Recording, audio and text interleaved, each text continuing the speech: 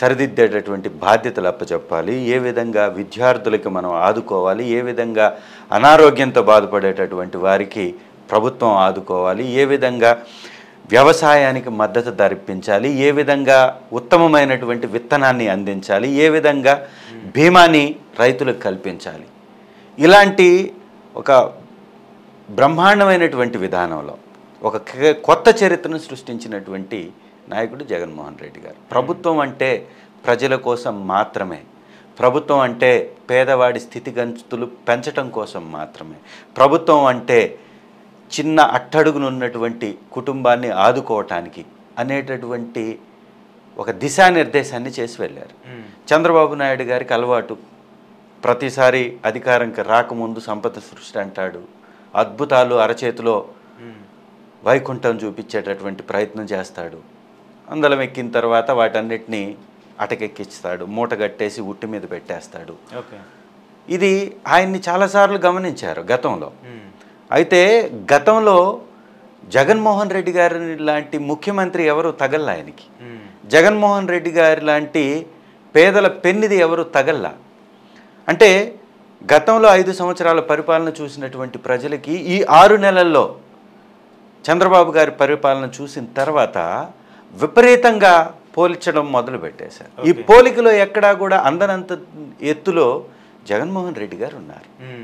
చంద్రబాబు నాయుడు గారు 1,20,000 కోట్ల రూపాయలు అప్పులు చేశాడు. ఆయన అధికారంలోకి రావడానికి ఆయన వాడినటువంటి పదాలేంటి? అప్పుల కుప్పగా ఆంధ్ర రాష్ట్రాన్ని మార్చేశారు, మరో శ్రీలంకలాగా దీన్ని ఆర్థిక లోట్లోకి నెట్టవేయబడ్డాడు, ఎక్కడికక్కడ భూ కబ్జాలు జరుగుతున్నాయి, ఎక్కడికక్కడ విధ్వంసం జరుగుతుంది, ఎక్కడికక్కడ చాలా పరిపాలన అస్తవ్యస్తంగా ఉంది అన్నారు.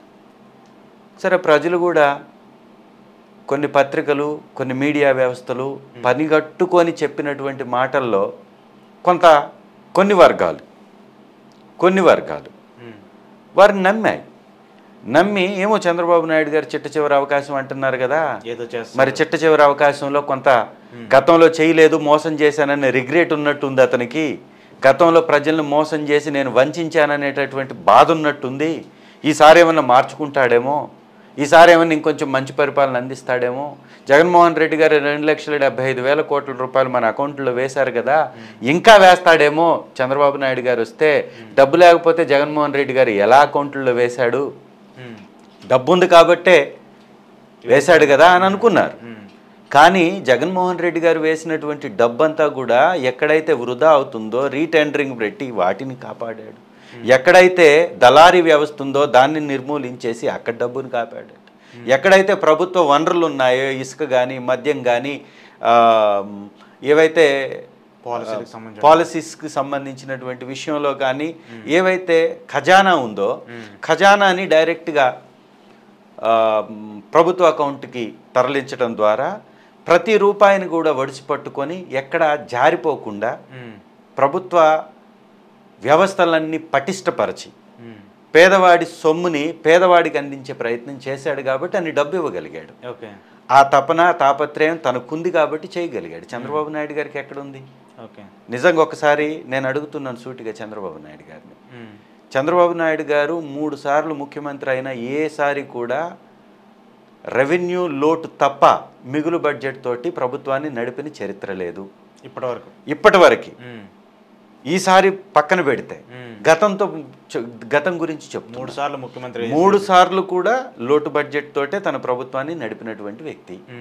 మరి 2 ఎకరాల భూమి నుంచి ఇవాళ 931 కోట్లతోటి అగ్రగామిగా ఉన్నటువంటి దేశంలోని ముఖ్యమంత్రులు అందరిలో రిచెస్ట్ ముఖ్యమంత్రిగా 931 కోట్లు సంపాదించారుగా చంద్రబాబు గారు. మీరు చేసిన వ్యాపారం ఉందా? మీరు పెట్టిన కంపెనీ ఉందా? మీరు ఈ 2 ఎకరాల్లో ఏ విధంగా 931 కోట్లు సంపాదించారో ప్రజలకు చెప్పారా? రాష్ట్రం ఆర్థిక లోటుతోటి ప్రజలు పేదవారిగా కరువు కాటకాలతో అల్లో రామచంద్ర అని అల్లాడినటువంటి పరిస్థితిలో మీ యొక్క పరిపాలన గతంలో సాగింది. నారు బీడుల్లో రైతుల మృతదేహాలు వచ్చినటువంటి చరిత్ర మీది. విద్యుత్ మీద ధర్నా చేస్తుంటే తోటా గుండులతోటి రైతుల్ని కాల్చి వారి గుండెల మీద గుర్రాలతో తొక్కించినటువంటి చరిత్ర మీది.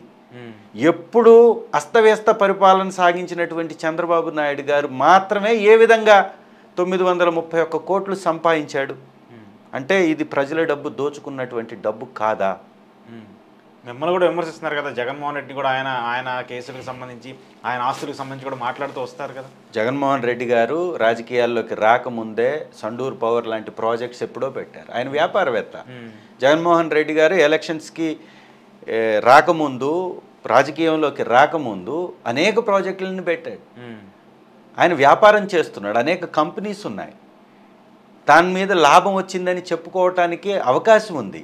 ఓకే, లాభం వచ్చాయని చూపించినటువంటి రికార్డ్స్ ఉన్నాయి. మీరేం చేశారని అడుగుతున్నాం. ఒకవేళ మీకు మీ తండ్రి గారి ఆస్తి ద్వారా కానీ మీకు సంక్రమించి ఉంటే రామ్మోహన్ నాయుడు గారికి కూడా ఉండాలి కదా. ఓకే, వారికి లేనటువంటి ఆస్తి మీకెట్లా వచ్చింది? రాజకీయాల్లో జీతాల మీద బతికేటటువంటి పరిస్థితిలోనే మీరు కానీ ఇన్ని 931 కోట్లు సంపాదించి కానీ ఉంటే, మీతో పాటు మీకన్నా ముందు నుంచి తెలుగుదేశం పార్టీలో ఉన్నటువంటి కురువృద్ధులు ఉన్నారు కదా, వారు ఎందుకు సంపాదించలేకపోయారు? మీరు మాత్రమే ఎలా సంపాదించారు? ఎట్లా సాధ్యమైంది మీకు?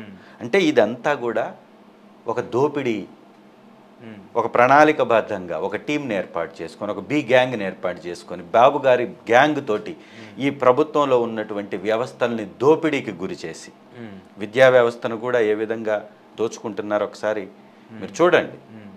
నిస్సిగ్గుగా ఇంగ్లీష్ వద్దు అని వారి జాతిరత్నాలతో మాట్లాడిస్తున్నారు. అవును, ఒక అత్యున్నతమైనటువంటి పదవి చేసినటువంటి రమణ గారు సుప్రీంకోర్టు జడ్జిగా ఉండి, చీఫ్ జడ్జిగా ఉండి, ఇవాళ తెలుగుని గౌరవించడం సంతోషం. కానీ ఇంగ్లీష్ వద్దు అంటే ఆ ఇంగ్లీష్ విద్య లేకుండా మీరు సుప్రీంకోర్టు దాకా ఎలా వెళ్ళగలిగారని అడుగుతున్నాను. యూపీఎస్ లాంటి ఎగ్జామ్స్ని నిర్వహించేటటువంటి ఈ దేశంలో ఏ భాషలో నిర్వహిస్తుంది ప్రభుత్వం? ఒక్కసారి మీకు తెలియదా?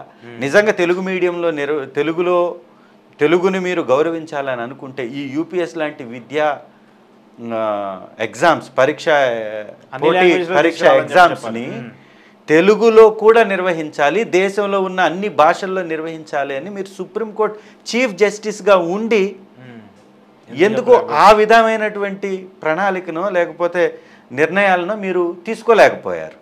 ఈ దేశంకి అత్యున్నతమైనటువంటి న్యాయస్థానంకి మీరు చీఫ్ జడ్జిగా ఉండారు కదా, మీరు తీసుకున్న నిర్ణయం ఫైనల్ కదా, ఇంకెవరో కూడా దీన్ని పార్లమెంట్ కూడా మార్చే పరిస్థితి ఉండదు కదా, మరి అట్లాంటి నిర్ణయం ఎందుకు తీసుకోలేదు మీరు? చెప్పేటటువంటి మాటలన్నీ బూటకపు మాటలు. చంద్రబాబు నాయుడు గారికి ఒక బి గ్యాంగ్ లాగా ఏర్పడి వీళ్ళందరూ, ఒకరు సుప్రీంకోర్టులో, ఒకరు సెంట్రల్ గవర్నమెంట్లో, ఒకరు స్టేట్ గవర్నమెంట్లో, ఈ విధంగా పంచుకొని రాష్ట్రాన్ని దోచుకునేటటువంటి ప్రయత్నం. దాంట్లో భాగంగానే ఇవాళ ఇంగ్లీష్ విద్యని పేద విద్యార్థులకు దూరం చేసేటటువంటి ఒక కుటిలమైన కుట్రని వీళ్ళు పన్నాగాన్ని పన్నుతున్నారు.